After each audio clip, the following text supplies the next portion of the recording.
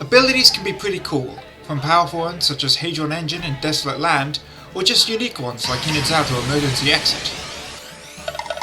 Of course, there are also terrible abilities like Slow Start, Truant, and Defeatist, but among all these, the worst ability of all is Levitate. A proverbial ball and chain that sticks to any Pokemon cursed with it like a leech. While most Pokemon are gifted with 2 regular abilities and a hidden ability, most Pokemon with Levitate only get Levitate. This is super lame. So I'm going to look at the Pokemon with Levitate and give them some actual abilities. While they all used to have the Levitate ability, ever since Gen 7, Gengar had its Levitate replaced with Cursed Body. Unfortunately, it is vulnerable to ground, so it actually benefited quite a lot from having it. Anyhow, since Gengar ended up with Cursed Body, it might be fitting to let Ghastly and Haunter have it as well. Cursed Body simply has a chance to disable any move that hurts Gengar. Gengar also used to have Shadow Tag when it Mega Evolved, an ability that prevents the opposing Pokemon from switching, but it seems they want to keep that ability quite limited, so we'll consider a few extra abilities as well. If we look at Gengar's Pokédex, it's known for haunting people, so we could give it abilities such as Unnerve and Intimidate, which prevent opposing Pokemon from consuming berries, and lower the opposing Pokemon's attack stat by a single stage when the Pokemon enters the field respectively. Instead of directly referencing its frightening nature, we can also lean into its poison type and cruel nature, with the Merciless ability, which is currently the signature ability of Toxapex, and causes all its attacks that hit a poison Pokemon to land as critical hits.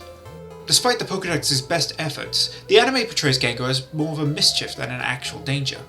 So a final ability you could get is Prankster, which would give Gengar's status moves priority, causing them to act first. Next up is another Ghost. But unlike Gengar, Mischievous and Mismagius never had the fortune to be blessed with an alternate ability, and also lack an actual weakness to ground. However, much like Gengar, these Pokemon like to make a nuisance of themselves, with Mismagius chanting incantations to torment people in encounters. Specifically, the Pokédex describes those who hear it to be afflicted with headaches and hallucinations. Therefore, I think Unnerve, which Gengar also had, and Pressure would work for this thematic. Pressure is described as the Pokemon exerting pressure on opposing Pokemon, causing their PP to drain twice as fast, and if chanting an incantation that gives you a headache isn't exerting pressure, I don't know what is. With all these talks of chants, incantations, and just look at the hat. Of course, I have to mention Magician. This ability causes moves from this Pokemon to steal the item from the target it hits. Not as cohesive with the Pokédex, but perfect for its design. Moving away from the ghosts, we encounter Unknown. Unknown is a silly little gimmick Pokemon that can only learn one move, and it looks like the letters of the alphabet. Perhaps it's fitting it should only get a single ability, but that's not what this video is about, so I'll cram in a few more whether it likes it or not. The best place to begin with Unknown is to consider its only attack, Hidden Power. Hidden Power can be any type, depending on the Unknown, but more importantly, it has 60 base power. This means that if we gave Unknown the ability Technician, its only move can at least do slightly more damage. On the other hand, since it can only learn one move, perhaps we should forget about focusing on its offense, and instead, it can have a more supportive ability, like Power Spot. Power Spot is the signature ability of Stonejourner, and it boosts the power of all allied Pokemon's attacks while they are on the field with it. Since Stonejourner is based on the mysterious Stonehenge, and Unknown's origins are equally ancient and mysterious, even having connections to Arceus, aka Pokegod for you rock lovers out there, I think it suits the little guys. The last ability is more for fun. Ever since Pokemon Stadium, Unknown has been shown to be strangely floppy, so it could have Limber, which will protect it from paralysis. Kinda useless, but who cares? It's Unknown. Now, we have a very unlucky Pokemon that is still widely beloved, Vibrava and Flygon, who neither got to be the first or last for that matter, Bug Dragon type, but also didn't get a Mega Evolution to give them any new abilities. Lucky for them, the ability they should have gotten is also quite obvious, as the Pokédex literally references how Flygon's wing beats causes sandstorms, and it will use these sandstorms to stalk its prey by hiding inside them. So therefore, it should get Sandstream and Sandveil. Sandstream will summon a sandstorm when the Pokemon enters a field, and Sandveil boosts the Pokemon's evasion in a sandstorm. The next pair of Pokemon are actually unrelated by evolution, but are intertwined thematically, so I'll look at them together. The Moon-powered Lunatone and the Sun-powered Solrock. Both representing, and reliant on, the respective celestial bodies. Because of a connection to the Sun and Moon, I'm going to try some unique abilities that don't immediately seem to work. Drought for Solrock, and Misty Surge for Lunatone. Despite Solrock lacking the fire type and Lunatone lacking the fairy type, both these environmental effects are related to the sun and moon. While drought is obvious, as it's just because intense sunlight, I chose Misty Surge as the moon is now associated with the fairy type, which includes moves such as Moonblast and Moonlight, both of which are learned by Lunatone at level 1, just as Solrock learns Flare Blitz at level 1. While Solar Power would fit nicely for Solrock, as it boosts his special attack in Sunlight, with the trade-off of losing HP every time the Pokemon attacks.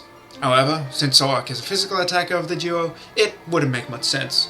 A simpler ability they could also share is Sturdy, which causes normally fatal attacks to leave them at 1 HP if they started from full HP before the attack hit them.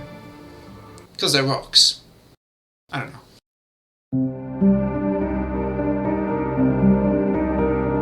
Going back to look at evolutionary lines, we have Boltoy and Claydol. These Pokemon are inspired by literal clay dolls, and because of that, I think the abilities Heatproof and Well-Baked Body would work quite well. This is because clay is hardened by baking it, so Well-Baked Body is obvious enough, and Heatproof, well, the same principle applies. Heatproof reduces the damage of fire-type attacks, whereas Well-Baked Body completely nullifies attacks, and also boosts the defense of the Pokemon when hit by them. If you wanted to keep Well-Baked Body as the signature ability of Dash Bun, however, you could also just give them Sturdy. And yes, it's because they are ground types.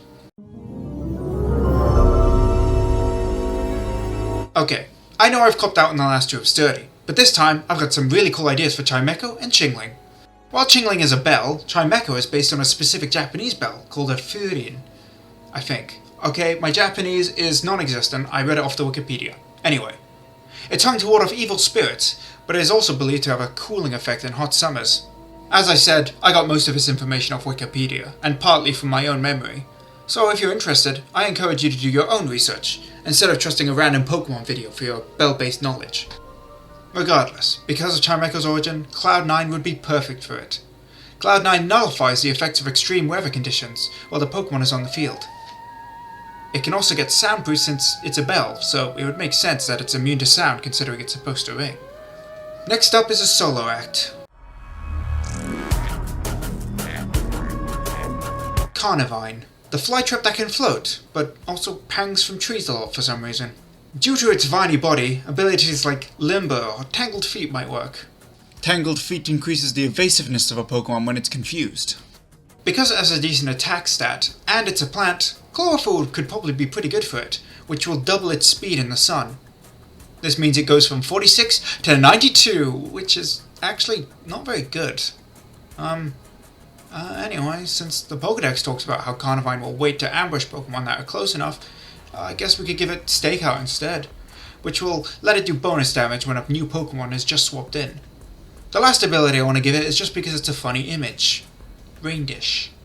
Rain Dish causes the Pokemon to gradually restore HP while it's raining.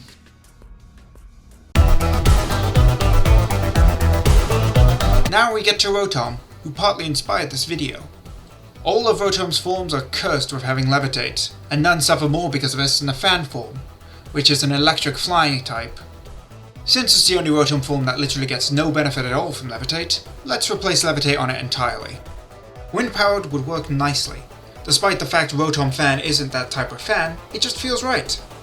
Wind Powered is the signature ability of Wattrel and Killer Wattrel, that increases the power of the Pokemon's electric attacks when hit by wind moves, or under the effect of Tailwind. Wind Rider was a similar ability, but it boosts the Pokemon's physical attack instead. As for a secondary ability for Rotom and its forms in general, due to the fact that all Rotom forms utilize the machine with a Motor Drive would be perfect. This boosts a Pokemon's speed when struck by an electric attack, while also making it immune to electric attacks, which makes sense for a Pokemon that frequently possesses all kinds of electrical appliances, including the Rotom Dex and Rotom Phone. Another ability that works alongside the fact Rotom possesses an appliance is Overcoat, which protects the Pokemon from harsh weather and powder or spore moves. Maybe you could also make the ability change for each specific form that nullifies a respective type gain, like Sap Sipper for Rotom-Mow or Water Absorb for Rotom-Wash. Although this feels quite gimmicky, instead of actually making much sense. Not to mention trying to guess which immunity this Rotom has would be a real pain.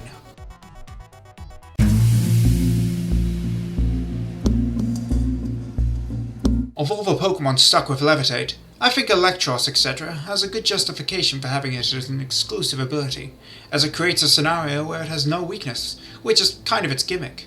However, if it had to be given a new ability, then I would give it Gooey and Surge Surfer. Electros is an eel, and eels are known for their slimy mucous membrane. Gooey is an easy ability to give it.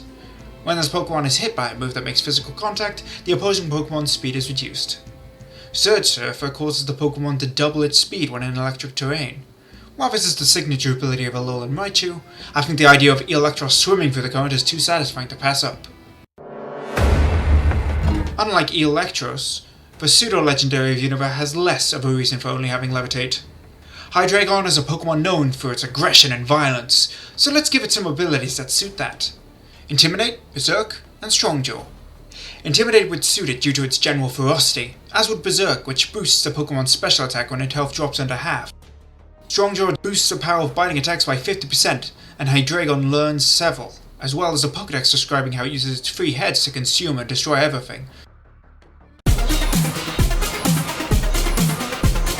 Last but not least, we have Vikavolt. Vikavolt is the final stage of the Grubbin evolution line, and considering the fact the middle stage Charger Bug is the signature ability Battery, due to the fact it's used as Battery by Vikavolt in the Pokédex, it's a shame to lose such a cool ability conceptually, so maybe we can give Vikavolt the same ability, although we'll have to give it a different name. Regardless of what it could be called, Battery is an ability that increases the power of your allies' special attacks. As I mentioned, Vikavolt literally uses Charger Bug as a battery, so maybe it should just absorb electricity in general. Okay, I have a confession. I lied. Vikavolt is not the last Pokemon, but for these last few Pokemon I decided they deserve more than just to borrow pre-existing abilities. The first custom ability is actually for 2 Pokemon.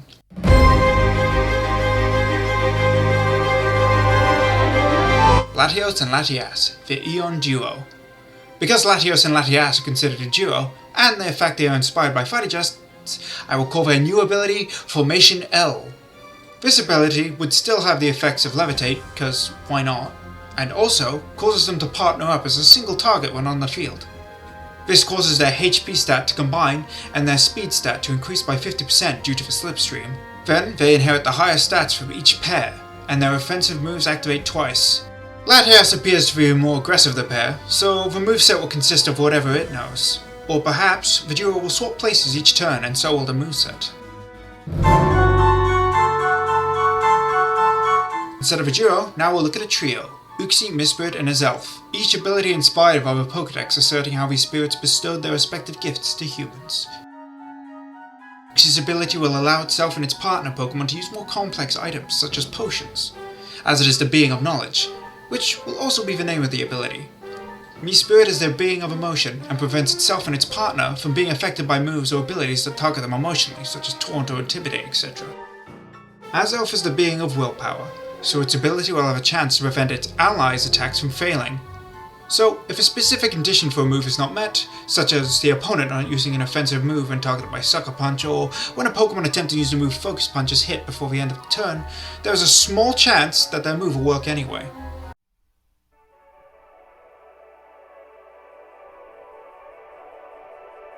Cresselia is part of another duo, although they don't both have Levitate. Cresselia's counterpart is Darkrai, whose ability will cause sleeping Pokemon to lose 1/8 of their HP at the end of the turn. Therefore, Cresselia's ability should allow sleeping Pokemon to regain 1/8 of their HP at the end of a turn. This ability would simply be called Sweet Dreams. And Cresselia can still levitate, because it's legendary, so it gets that honor, I guess. But Crisis! You viewers call out. Shouldn't Darkrai get a bonus ability as well? And to that I say, good question. Unfortunately, this video is about Levitate, so I don't really care.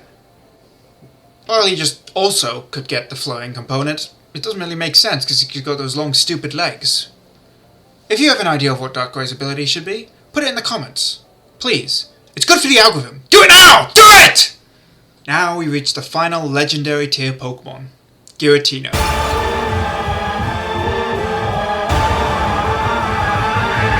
Giratina inherits the Levitate ability when it changes form, so arguably it already has more than just Levitate. But it's Giratina, so I made a cool new ability for it anyway. Giratina is all about the Distortion Realm, so when it appears in battle, it causes that realm to leak into the battlefield, causing distorted terrain. When this terrain is active, the position of Pokémon is swapped to their partner, and the power of Ghost-type attacks increases. Whether you think it should also still float, that's up to you.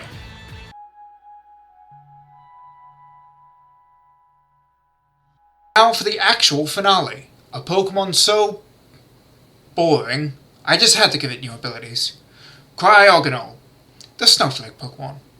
While I could just give it boring but practical abilities such as Snow Body and Snow Warning since it's a snowflake, Snow Body healing it in the snow weather and Snow Warning summoning a snowstorm, I'm more interested in its Pokédex entries. These describe how it literally evaporates in warm weather and condenses in cold weather.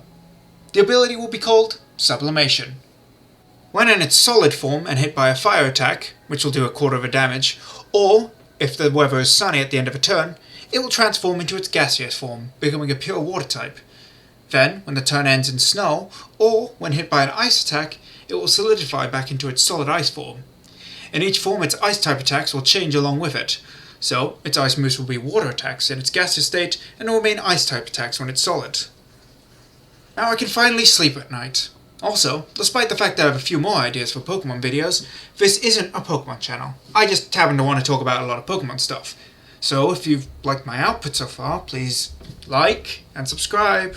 Why did I say it like that? I'm keeping this in the video. I don't know why I said it like that. Anyway, like and subscribe so I can do this for a living. It'd be really cool. Or don't. I don't care. I mean, I do care. I'm keeping this in. Bye guys. Please. I'm keeping this in. Okay, see you next time. Or not. You do you.